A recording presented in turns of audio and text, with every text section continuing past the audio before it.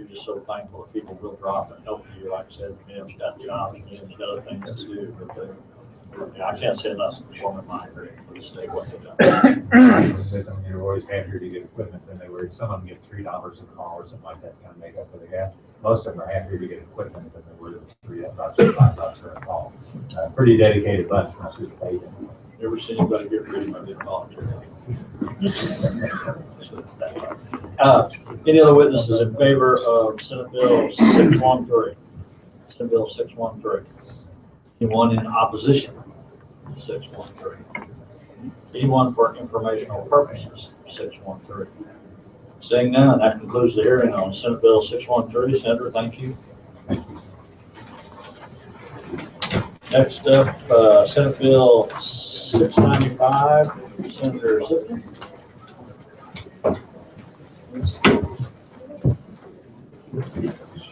Senator, whenever you're ready, you may proceed. Thank you, Mr. Chairman and members of the committee. Senator Scott Sifton, the first Senate district, here before you this afternoon on Senate Committee Substitute Senate Bill 695, the substance distributed this morning. This is the Equal Pay Act. This bill would expand the range of remedies available under Missouri law for differentiation in pay based on gender. And I have to say, literally as I was on the ride here this week, I heard of another very high-profile example of gender pay disparity in our society. The Bureau of Labor Statistics study showed that on average, women earn 83 cents for every dollar that a man earns. And this week we heard of another high-profile instance. The X-Files show has been relaunched after a long time, back when that was done in the early 90s. And I'm not an X-Files watcher, but I know who Scully and Mulder are. And Gillian Anderson was initially paid about half of what David Duchovny made. Took 3 years to close that gap. And when it came time to relaunch the series, she was offered half as much as Duchovny is being paid to relaunch the series. Ultimately, she had the market power to rectify that. But there are a lot of women in our state and in our society who simply don't. So the good news is it's already illegal under Missouri law to pay somebody less just because of their gender. The bad news is the existing remedies have proven to be demonstrably insufficient to rectify the injustice of paying somebody less on the basis of gender. So this bill does several things. First and foremost, it makes our law gender neutral. Currently, oddly enough, under Missouri law, you can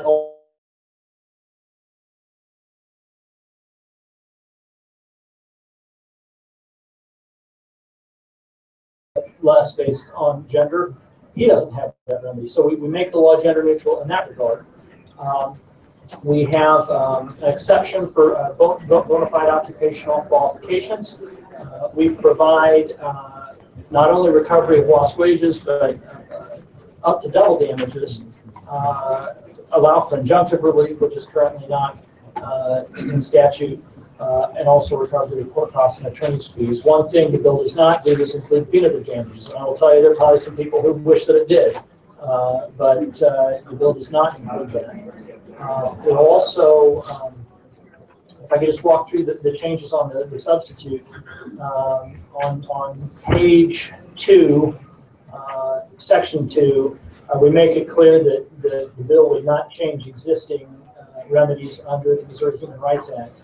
And then we have a one-word change that was just an error on page 3. We said violation where we meant retaliation, where we're talking about the remedies available. Paying somebody less just because of their gender is wrong. On the whole, it is bad for women, it is bad for children, and it is bad for our economy. And I am grateful to have the opportunity to be heard on this issue here today. Thank you, Mr. Chairman. Happy to answer some questions. Thank you. Senator, anyone have any questions of the senator? Saying that, Senator, do you have any witnesses today? I believe we may have a few. Senator, before you get started on your witnesses, I am going to jump in executive session. Check out a bill real quick. So, well, if the first witness, whoever that is, can come up here. That'd be, and I would entertain a motion from this committee to go into executive session. All those in favor say aye. Aye. All right, we're gonna go into executive session while everybody's here. I know everybody's got committees and commitments, but last week we heard Senate Bill 847, Senate sponsor was Senator Emery. This has to do with collateral source. We voted that out. Last year, this committee, by a 6-2 vote, if you served me correctly. And at this time, I would make a do pass motion to pass out Senate Bill 847. Senator Lively, discussion. Seeing none, that is all. Senator Parson. Aye. Lively. Munzlinger. Wallingford. Wasson. Whelan. Nichols. Walsh.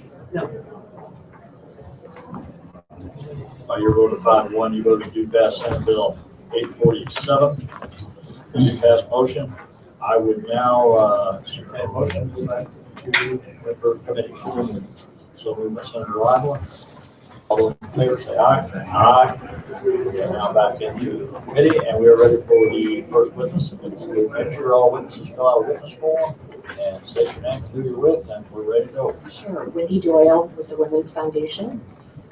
Good afternoon, Mr. Chairman, members of the committee, Senator.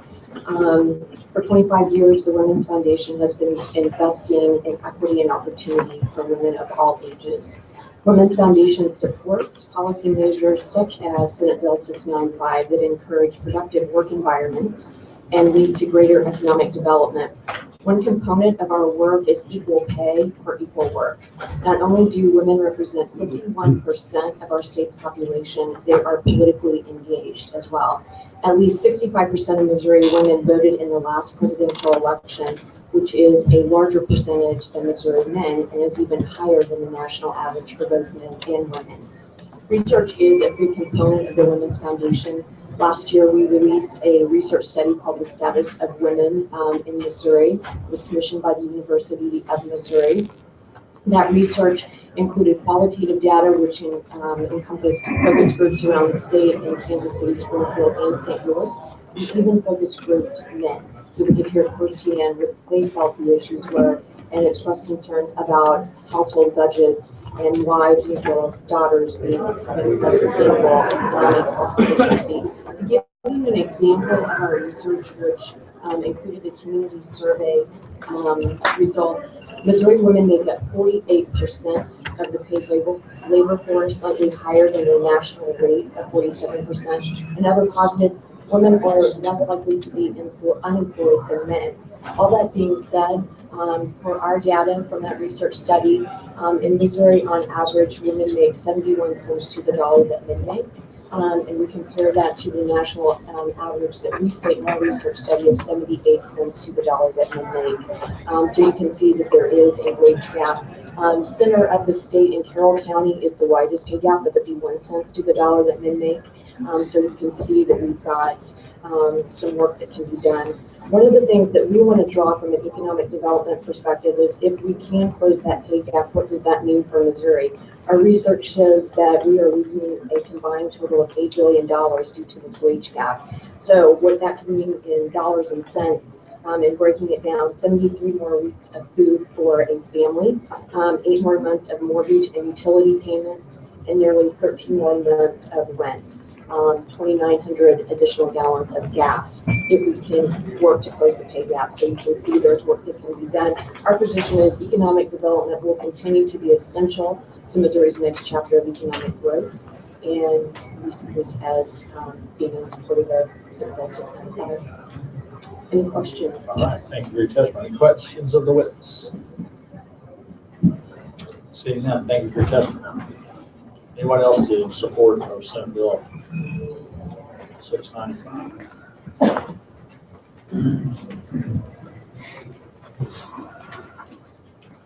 Melissa Alper, volunteer with the National Council of Jewish Women in St. Louis section. Good afternoon, and thank you, Mr. Chairman. Thank you, Senators. My name is Melissa Alper, and I am one of the state policy advocacy chairs for the National Council of Jewish Women in St. Louis section. We are pleased to present testimony in support of Senate Bill 695, introduced by Senator Scott Sifton. and I have written copies of this testimony for your reference that are available. NCJW is a nonprofit organization in metropolitan St. Louis representing over 5,000 members and supporters throughout the state. We focus our work on community service, advocacy, education, and philanthropy to improve the quality of life for women, children, and families while supporting individual and civil rights. NCJW, as we refer to ourselves, has endorsed and is resolved to work for laws, policies, programs, and services that ensure employment laws, employment policies, and employment practices provide equal pay and benefits for work of comparable worth and equal opportunities for advancement. We believe that equal rights and equal opportunities for women must be guaranteed. NCJW is committed to work on behalf of laws that ensure that employees are paid equally, regardless of their gender, and we offer testimony today in support of Senate Bill 695. This legislation will help to ensure that Missouri women and men can financially provide for themselves and their families in the same way that their counterparts do. In 2014, the median income for men in the state of Missouri was $40,841, while the median income for women was $35,427. Progress to close the gap has stalled during the last decade, and the gap is even larger for women of color and for moms. This pay gap begins early in women's careers. According to an American Association of University Women research report, women only 1 year out of college working full-time with similar majors, working hours, and holding the same job made up to 7% less than their male counterparts.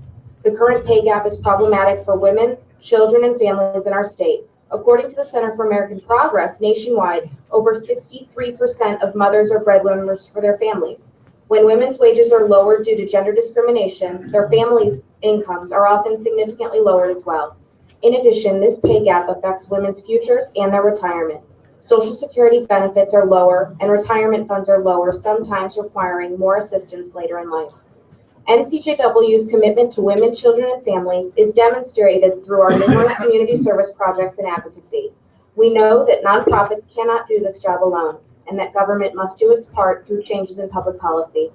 Positive changes must be systemic in order to adequately address the needs of our families. National Council of Jewish Women urges your support for Senate Bill 695. Our Missouri families deserve for all people to be able to financially contribute equally to support their families. On behalf of our 5,000 members and supporters, we thank you for your consideration of this important legislation and hope that you will vote to pass Senate Bill 695 out of committee and move it forward to the House and Senate floors. Thank you. Thank you for your testimony. Did I have breakfast with you? We did have breakfast. Yes, we did. I'm glad it was memorable. It was. Any questions of the witness? Saying that, thank you for your testimony. Thank you, sir. Anyone else in favor?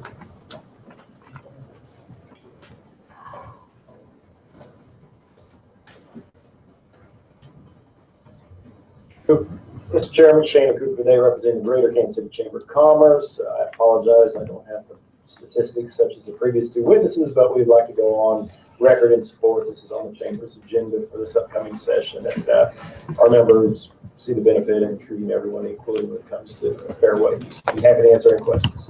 I think it's a perfect example that them ladies made this much more prepared than you are. and my boss would tell you the same thing. Questions of the witness? Saying that, Thank thanks you, for your Chair. testimony. Anyone else in favor? Mr. Chairman, members of the committee, Michelle Scott Huffman with the Missouri National Education Association. And just to make Shannon feel better, I don't have a lot else to say other than our association is also in favor of gender pay equality. All right, thank you for your testimony. Questions of the witness? Saying that, and those in favor? Mr. Chairman, members of the committee, Alex, representing the ACLU of Missouri, I'm going to go on record in support of this legislation. Questions of the witness? Saying that, thank you for your testimony. Thank you. Next up, in favor? Chairman, members of the committee, Clark Brown from SEIU Service Employees International State Council, of course, a very diverse community membership, but likewise too in service providing an entry-level employment position with many women in the workforce. I think this is a prominent issue. I do like that the Senator's bill addresses some different avenues or approaches to enforcement that's greatly needed. Questions of the witness? Sarah Lible. You identify who you work for again? SEIU, Service Employees International Union. Further questions? Thank you. Seeing none, next witness. Good afternoon, Mr. Chair, honorable members of the committee. Rich Craig Edwards, I still work for District 11, and also today for Mike Lewis, Missouri FLC. I was going on record as being a supporter of this bill. Questions of the witness? Seeing none, thank you for your testimony. Anyone else in favor, support? Anyone opposed? Excuse me while I don my black hood. Mr. Chairman, members of the committee, Randy Carter, President of Associated Industries in Missouri. And while we support equal pay for equal work, that's already the law.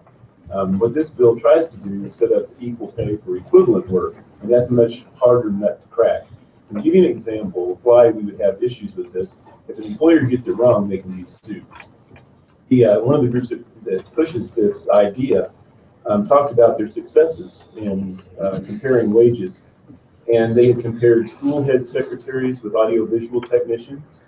They compared registered nursing assistants with plumbers. They compared cashiers to stock clerks, finance clerks, and maintenance workers, among others. That's the problem. Trying to talk about what is equivalent effort and equivalent and deserving of equivalent pay is tough. It's like trying to legislate world peace or something. It's hard to get your definitions correct, and the only way you can really do it is to do what we have now, which is equal pay for equal work. A man and a woman in the same job with the same classification must be paid the same. Now, we understand there are studies out there that talk about how this is a problem, that there are women, as in general, being paid lower than men. And maybe that's something that we need to tackle in a different way. I don't know how you would attack it, though, and that's the problem. So we're opposed to the bill because it would allow employers to be sued if they get this wrong, and you can see, even from the proponents, trying to compare different job functions is very difficult. You know, does a janitor work harder than a cashier? Does they, you know, and so I would just stop there and answer your question. So you're, one of the things you're basically saying is that you're not comparing apples to apples. That's right. This is what they're doing. Because apples to apples is already the law. Okay. And you think by this, we're going to expand this on it, sort of make more of a, we're going to be in the little. It definitely would be apples and oranges, because that's the purpose of the bill, is to compare job functions that have equivalent effort but aren't necessarily the same. All right, questions of witness? Seeing none, thank you for testimony. Anyone else, opposition? Mr. Chairman, members of the committee, Brian Bunton, representing the Missouri Chamber of Commerce and Industry. This bill is substantially similar to Senate Bill 358 out of California, signed into law in 2015. There are a couple points that Mr. McCarty didn't touch on that I'd like to bring up. The senator's bill, and I haven't seen the committee itself yet, so I can only talk about what was filed. He carves out some certain areas that we would want to see in the bill where a legitimate business reason is used to offer different pay. Point 3 seems like a catch-all, but in terms of differences in training and education and a term that was defined in that California bill, a legitimate business necessity, we'd like to see in there. Another thing that wasn't touched upon earlier is 290.410 subsection 5, prohibiting an employer from taking any sort of adverse action on an employee for discussing wages. I think you can't. It's not hard to imagine a scenario where there's some sort of havoc in the workplace where everyone's discussing what each other makes. On a second point, so the subsection part of that, nothing in the bill prohibits, for instance, an HR employee from discussing other people's wages. Maybe they don't want their wages to be discussed with anyone else. There's some other parts in here that removes the burden of proof. That's in 29440 subsection 3, and extends the 2-year statute of limitation. At this point, that's why we would have to oppose the bill. And as a larger, more broader spectrum, this does open up a new avenue of litigation against employers, and that's why we would oppose it. Is California the only state that's done this? I don't believe so. That's, I think, the most recent, and that's why I looked at that. You know how long ago that was? It was in 2015. So we don't know what the impact of it is. Right. Yeah. Questions? none, thank you for testifying. Anyone else in opposition? You want informational purposes only? Seeing none, that closes the hearing on Senate Bill 695. Senator, thank you. Thank you, Mr. Chairman.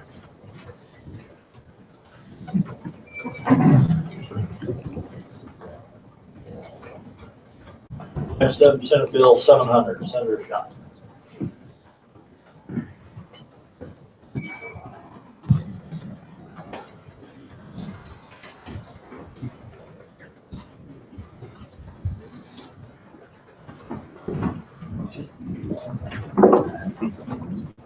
Don't have anything to do with prohibiting fish fries. No prohibition of fish. That's true. Thank you, Mr. Chairman. Members of the committee, for the record, I am Senator Dave Schatz from 26 Senatorial District. Basically, this bill is, I'll call it a retread.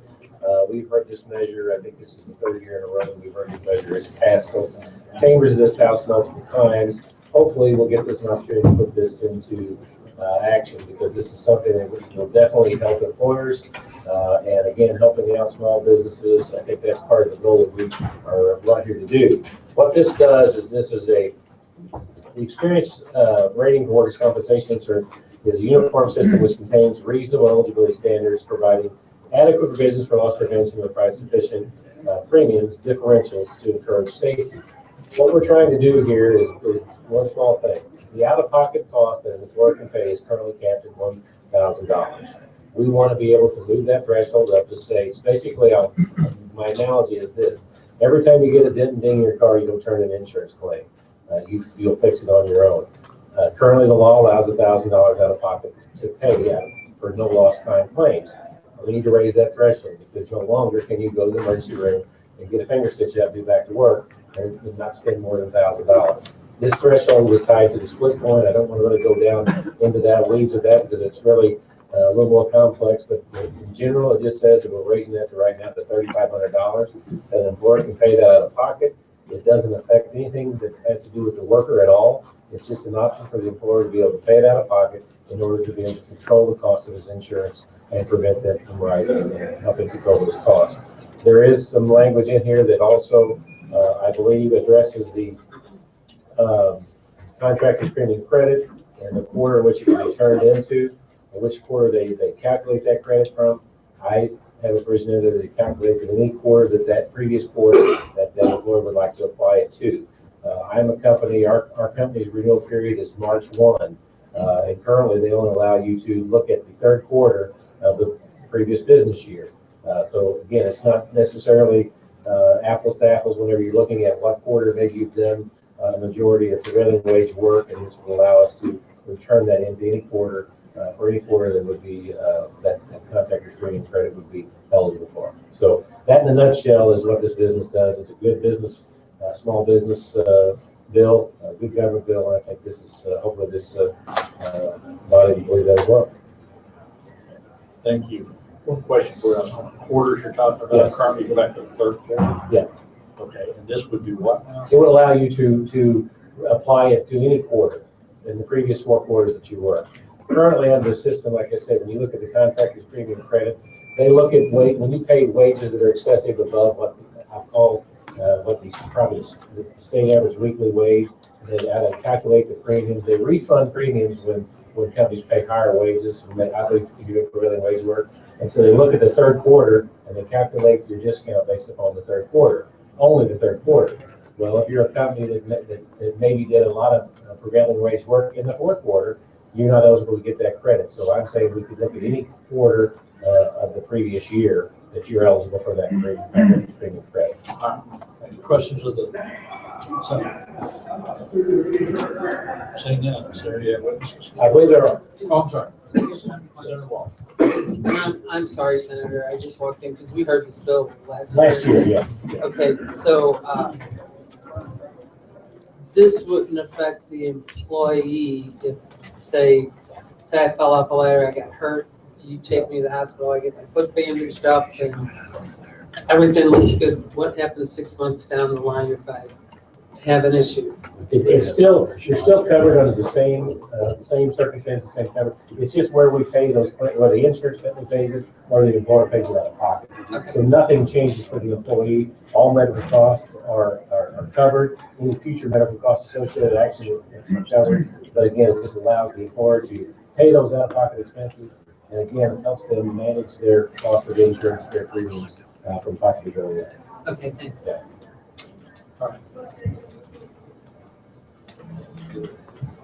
Senators, thank you for letting me testify in support of this bill. I see this bill as a way to help manage my work comp costs. I'm a small businessman. I'm a painting contractor. I want to help manage my work comp costs, and these two vehicles that are in this bill allow me to do so. Oh, I'm sorry. My name is Walter Bazan, and I own Bazan Painting Company. I'm also a member and the co-chair of the American Subcontractors Association legislative. As I said, I'm in support of this bill, and our organization is, because it helps me control my work comp costs. I want to control those costs, one, because I don't like rising insurance costs, but the other reason is that many corporations are starting to use insurance indexes like our EMR, experience modification rate, to affect whether or not I'm allowed to work in their facility. Companies like Monsanto, Mallinckrodt, BJC, and others. So that's in a real simple format. That's why I'm in support of this bill. Thank you for your testimony. Questions of the witness? Seeing none, thank you. Thank you. Anyone else in support?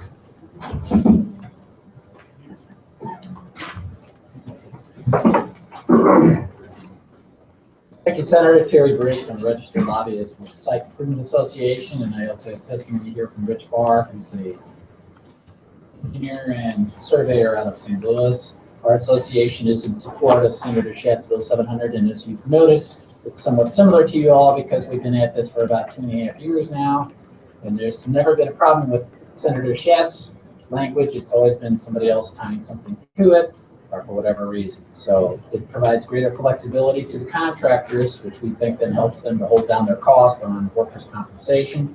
And as Mr. Kazan stated, on the eastern side of the state, some of the large purchasers of construction services are using what they call the mod factor on their workers' comp to determine whether or not they even let that contractor bid on the work.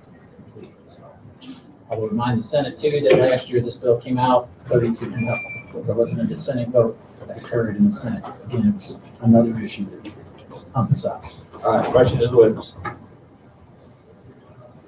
Thank you all very much. Testimony. You just need to make sure your sponsor keeps it plain. We try that. I would ask the chair to consider it in consent status if that would help. be helpful. Not recommendation. Thank you. Anyone else in favor of Senate Bill 700?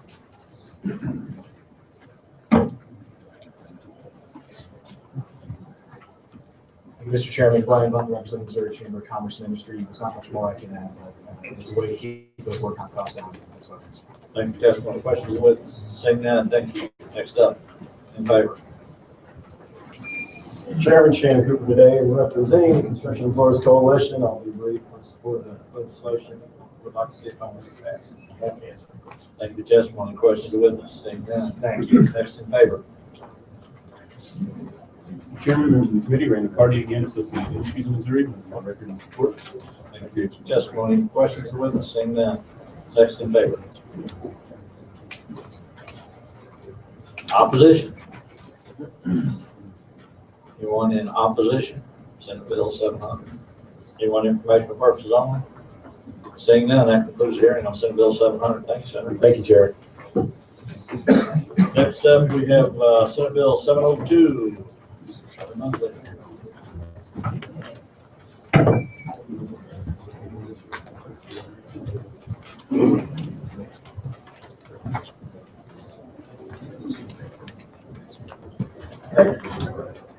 Thank you, Mr. Chairman, members of the committee. For the record, Senator Munzlinger from the 18th Senate District. And before you today, I also have a bill that we heard last year, and it's actually one for the to allow the Department of Labor to recoup the unemployment compensation benefits that we received other than 12. Actually, there was a court case that requires the Treasury offset program. That's really basically what this does. And recoup this if the money was over and above what should have been paid for any reason, whether the individual didn't know or the forms got lost in the mail or whatever. If they received those benefits, it allows the department to recoup those. And it goes back into the fund, which hopefully in the long run will help keep the payments down for our employers. Be glad to answer any questions. All right, thanks, Senator. Any questions, Senator? Seeing none, you have any witnesses? I think I do. Those in favor of Senate Bill 702, remind everybody to call the witness form and your name. My name is Jim Benoist. Pardon me. My name is Jim Benoist. I'm the Director of Legislative Affairs for the Department of Labor. I just want to go on record in support of this bill, and if anybody has any questions, please take that. Questions? Is this the first time we're testifying together on this? Yeah, last year it was a fine lady that testified with me on this bill. Thank you. Seeing that, thank you for testimony. Anyone else support? Chairman, members of the committee, Randy Hardy again from Associated Industries in Missouri, also want to go on record in support of this legislation. I think it makes sense, and we supported it last year. All right, thank you for your testimony. Questions? Seeing none, thank you. Next in support. Opposition? Information? Seeing none, that concludes the hearing on Senate Bill 702. Thank you, Senator. Mr. Chairman. Next up, Senate Bill 911.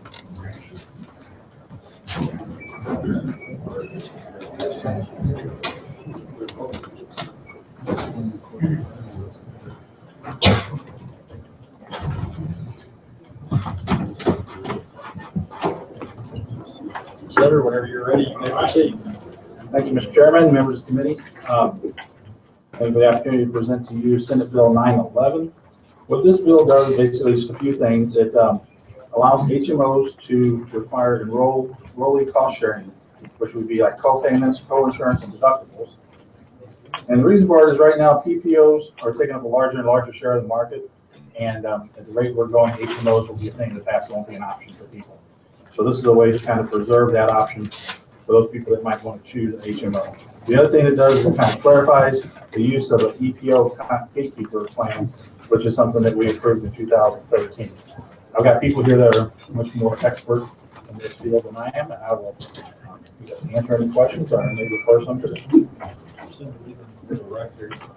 So we have the record with Senate Bill 911 representing the 22nd district in Jefferson County. 22nd district. All right, those in favor of Senate Bill 911. Oh, I'm sorry. Questions of the senator? Sir Waller. And I don't know if you're best able to answer this, if not, some of the other people can, but it seems like an extremely high ceiling. That co-payments may exceed 50% of the total cost of service. And I know all the study I've done on the Affordable Care Act, which I consider the Unaffordable Care Act, that's been one of the problems. People think they have coverage because they get a really inexpensive, dirt cheap policy with a very high deductible that then they can't afford, and so then the hospitals end up paying for it anyway. So how come the ceiling is set so high? Well, 50% sounds like a lot if you're talking about a big number. But if your copay, let's say your doctor's office visit is $100, 50% of that is $50. So to exceed that, maybe you may pay the first. If you have a deductible, you may pay the first $100 for the office yourself. But right now you can't exceed that. You can't do that. I myself, I've got an HSA plan, so everything the first, I think $3,500 comes out of my pocket. So that exceeds the deductible as well. You know what I'm saying? So if you're going to have a plan that has higher deductibles, to limit it to 50% is kind of defeating its intent. Now, I love the health savings accounts, as you say you have one too, but this plan, or this bill eliminates it. Why would it want to eliminate health savings accounts? I don't think it eliminates health savings accounts. It may not specifically put them on there for HMOs, but I don't think there's anything that prohibits them. I guess it says when combined with any health savings account or health reimbursement, and then all that has been deleted.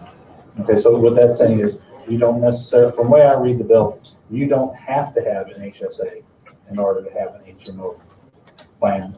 But I don't think there's anything that prevents you from having HSA.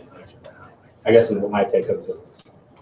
And then, I guess the providers negotiate with the hospitals, the HMO would negotiate. There's been a lot of consolidation in the healthcare industry, so what happens when they bring on new people? I think it would have to be, you'd have to just renegotiate the rates. I mean, anytime that you're gonna make a change to something that you're gonna renegotiate. Further questions, of the Senator? Seeing none, Senator? You just call your witnesses. Sure. Yeah. I don't want to order an opinion. Anyone in favor of Senate Bill 911?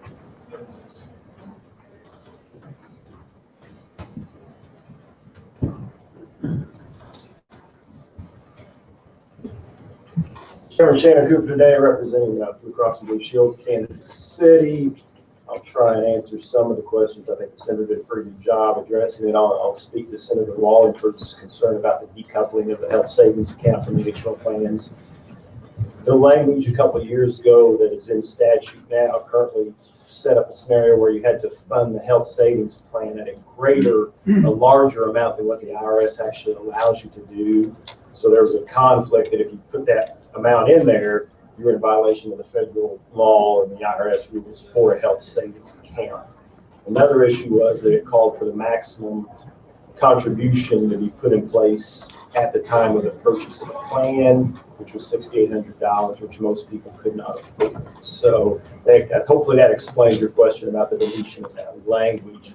Basically what we're trying to do here is create another product that insurance companies can sell. Currently, about 3 to 4% of the market is HMO plans, and Missouri is the only state in the nation that has this deductible issue. Other states treat their HMOs differently. In the changing times with the ACA, everything's different. And these HMOs were created back in 1995.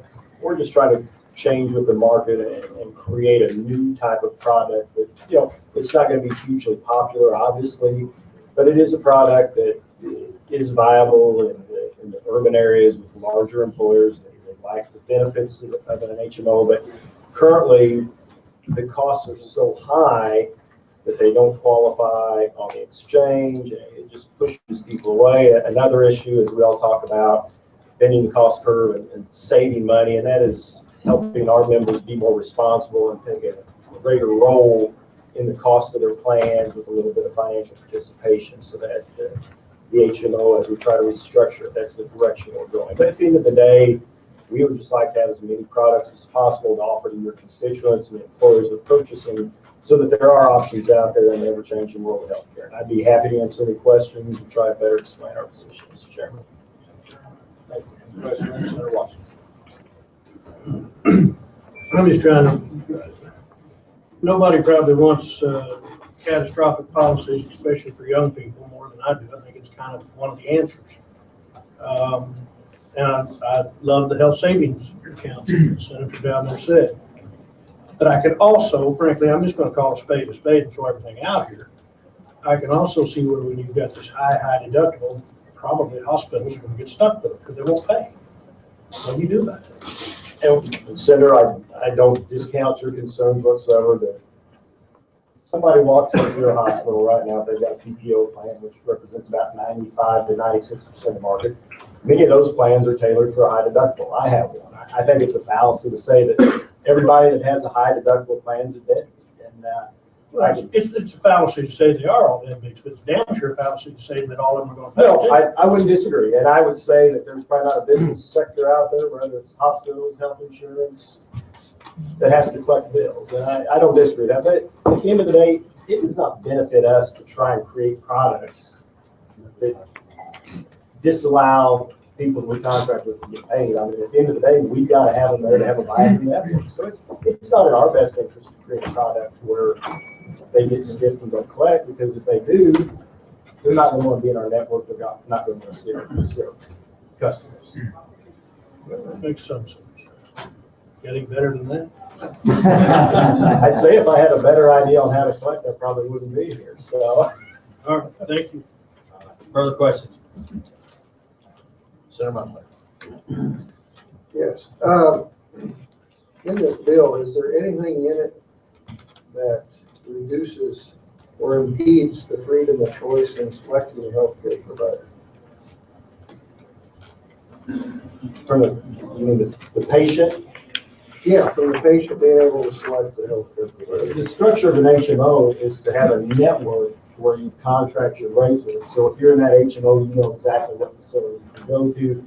There's, and I'm not an expert, I'm sure somebody coming up behind me will be able to answer how the out-of-network provisions work in certain HMOs. So if you need to see a specialist that's not in the network, what those charges are. I just wondering if it changed anything different from what we normally have. My assumption is somebody after me will do a better expert. I got one more question there, what you just brought up. Let's say I'm going to the same hospital and there are some no-pays here. I'm assuming the hospital's just going to raise prices to try to make up for this, right? So I'm going to be the one that pays for it, just like all, because I am the one that pays my bill? Everybody that has insurance and is responsible, regardless of where you go, everybody suffers from a non-collectible debt, without a doubt. And that's probably one of the biggest obstacles and one of the, I mean, I love both sides. I just wish the two of you could find a way to make this work a little. Well, I don't disagree. I wish we could be in a position where we got along and tried to, at the end of the day, help your constituents have good service and have a good policy that works for them. But it seems like we're always in an adversarial position, unfortunately, which I think at the end of the day, we are all better served to have as many products out there where people who want to be responsible and have insurance can shop around and make a decision. Without getting their rates raised all the time because somebody else is not paying the bill. And that happens there. When we contract every year, that is figured into it as the uncollectible debt. All right, thank you. Further questions? Seeing none. Thank you, Mr. Chairman, for your testimony. Anyone else in favor?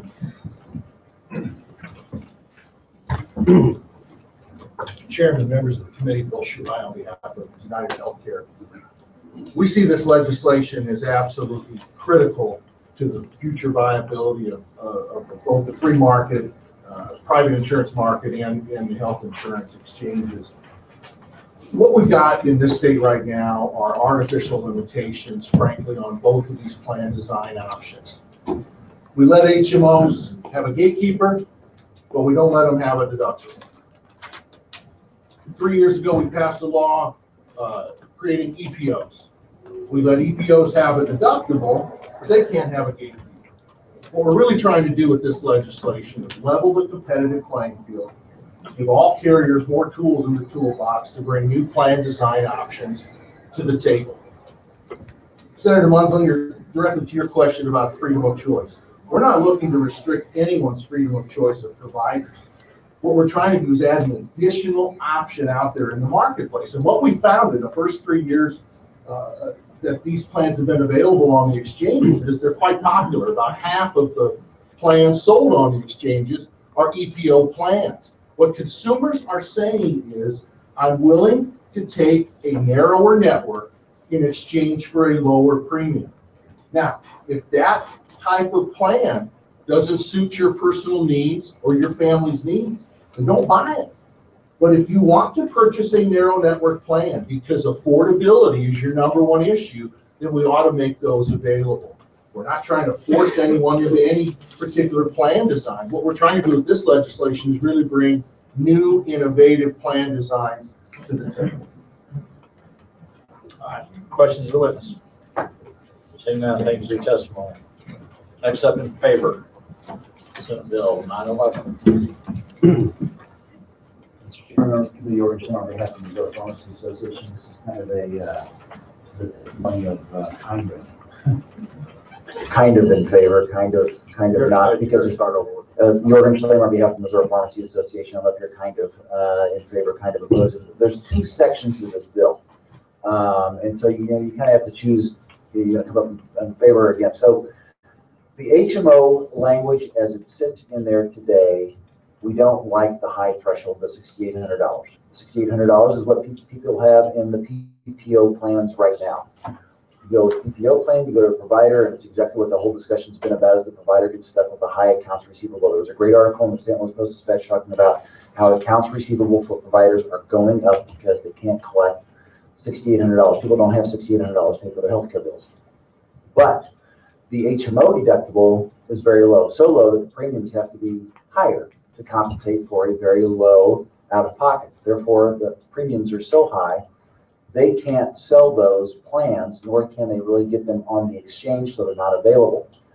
Pharmacies, I know I also represent the ER docs, we like HMO plans. Many years ago, we put in place in the statute, and why we only did it for HMO plans back then, I'm not sure, but they have a lot of consumer and provider protections in the HMO laws.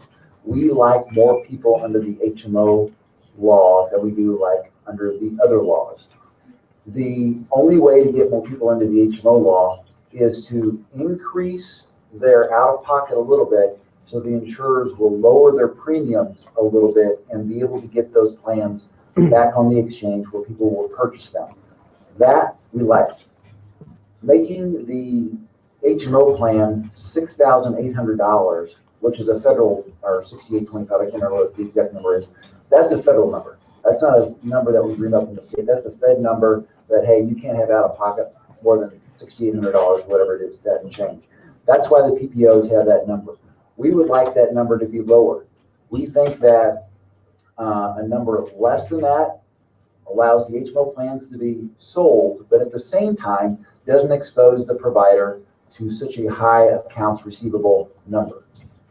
Now, the second part of the bill on the EPO, I can tell you without question, all the providers we represent do not like that piece at all. So that's why I kind of like the HMO with some modification, don't like the EPO piece. They're both in the same bill. So. Question of the witness? Will you be testifying in opposition also? If it takes more of the committee time, maybe, I don't know. Was it duly noted? You want to go? Seeing that, thank you for testifying. Anyone else in favor? You want to go for Bill 1? 9-0. Mr. Chairman, members of the committee, Schatz representing Anthem. Certainly want to reiterate the points that Mr. Shuhai made. To Mr. Schlemeyer's point, I think it's fair to say that this bill is a fluid process, and we're certainly going to be at the table and making and working with the committee and the chair. Questions of the witness? Seeing none, thank you for testifying. Chairman Calvin Cole, Missouri Insurance Coalition, here in support of the legislation. Obviously, you've probably heard from some of the hospitals and heard from some of the insurance companies. I'm going to lean with the insurance companies on this one.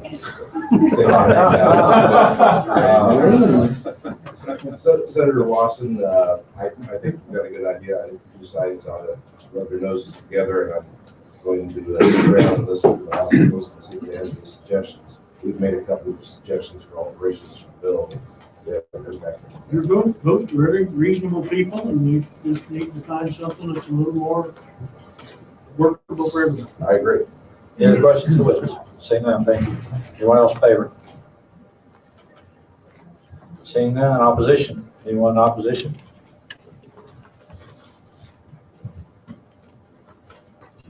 Mr. Chairman, members of the committee, Rob Montes, speaking on behalf of the Missouri Hospital Association. We stand in opposition to the Senate Bill 911 as drafted. We think that it basically, in its introduction, it was based on a compromise that was reached in 2013 that allowed for higher deductible HMO plans, but in accordance with that, there would be fully funded health savings accounts on which providers would be able to rely upon some funding source to offset the cost of seeing care, of treating those patients. I'd say, one of our chief concerns is the elimination of those health savings accounts being funded as a requirement. That is no doubt going to drive costs onto providers in this state. And to give you a sense for the landscape there, uncompensated care in Missouri, we did a survey among our members and have done it yearly. It is up to $1.3 billion each in 2014 is the latest year of the survey. So $1.3 billion in uncompensated care that Missouri hospitals are providing patients. Of that amount, $580 million is associated with bad debt. So there's no doubt in our mind that the bill as introduced is going to drive up those bad debt numbers, and it's going to increase costs that hospitals and other providers, I think we'll hear from later, have to keep those costs.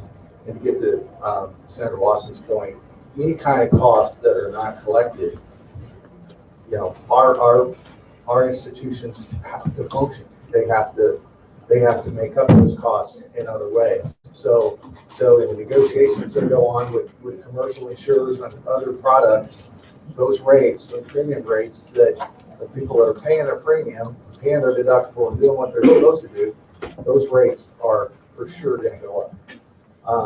The other serious problem that we have with this relates to there's no requirement in the legislation right now that requires a renegotiation based on when the bill goes into effect. I appreciate Senator Whelan's.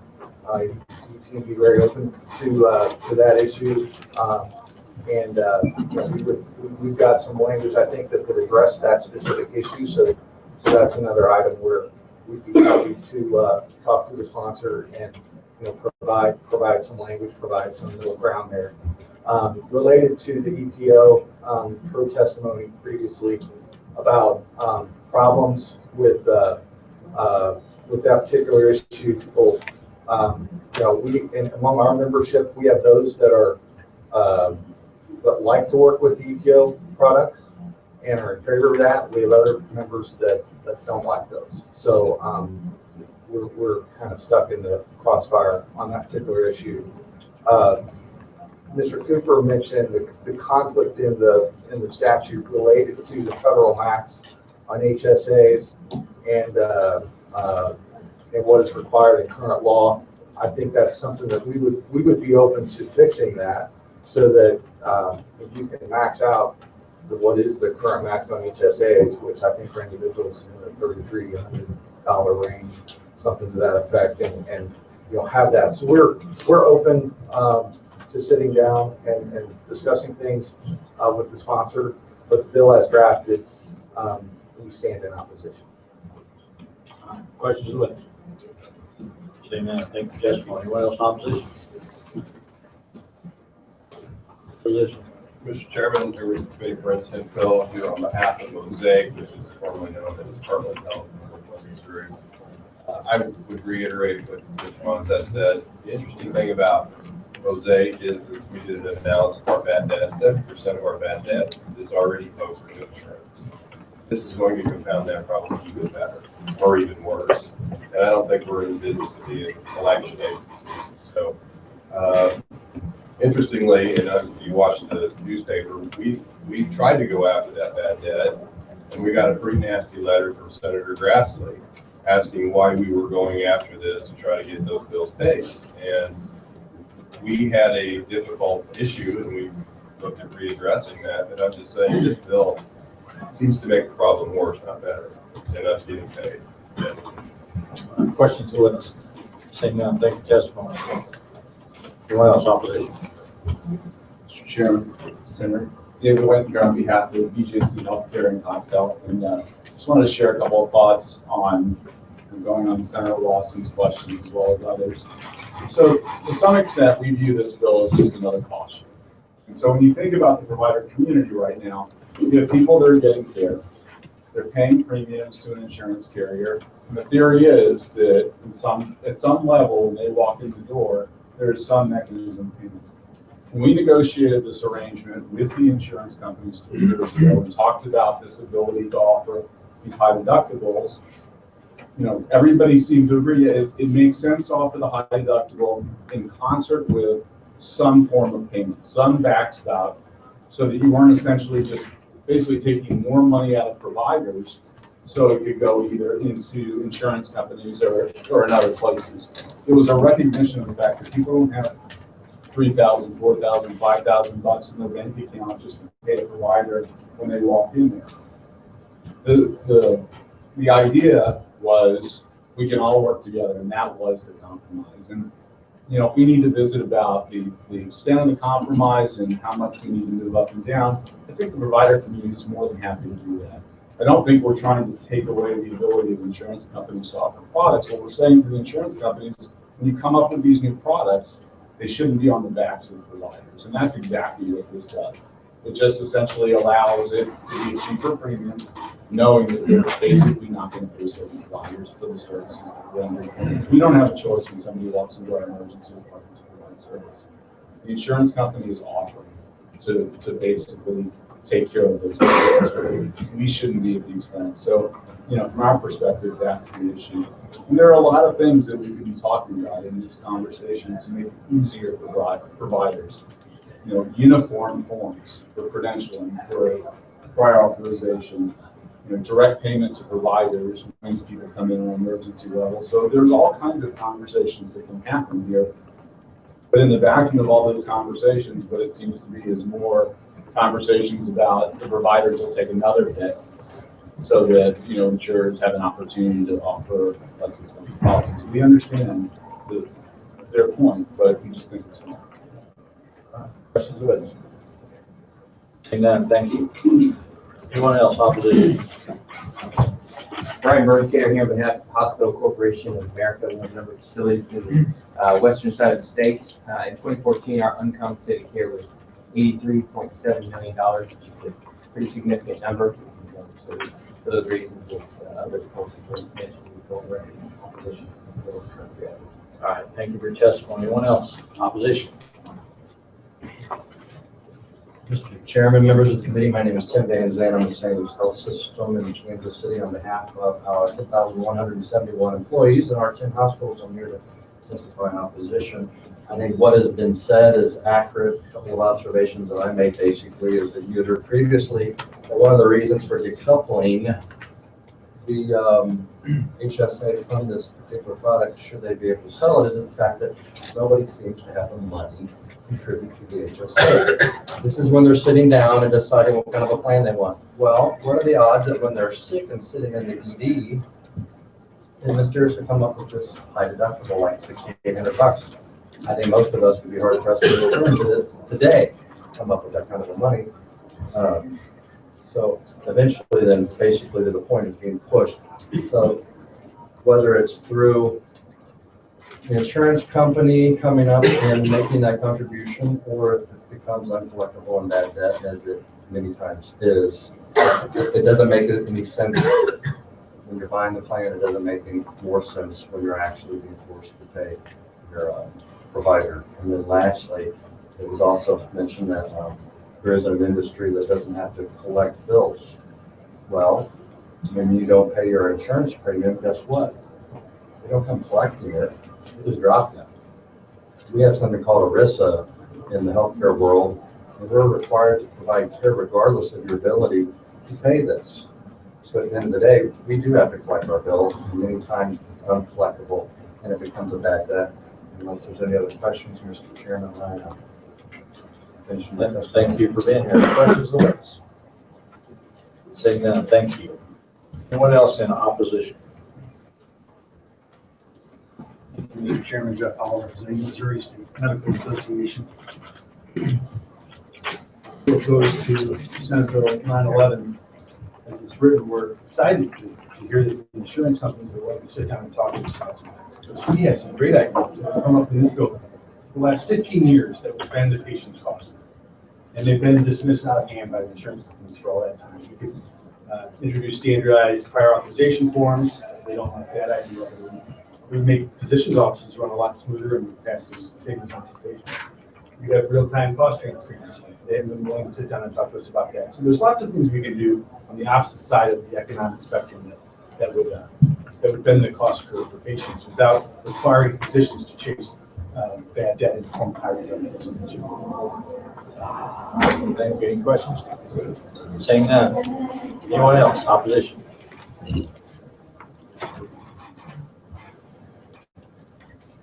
Mr. Chairman, members of the committee, Jessica Parks with SSM Health, would like to come the record position of Senate Bill 911. We are willing to look at a compromise.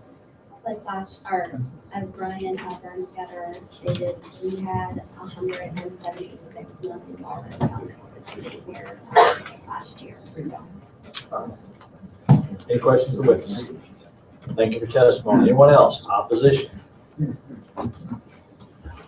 Thank you, Mr. Chairman, members of the committee. David Jackson, registered lobbyist with the Missouri Ambulatory Surgery Center Association, as well as Signature Medical Group.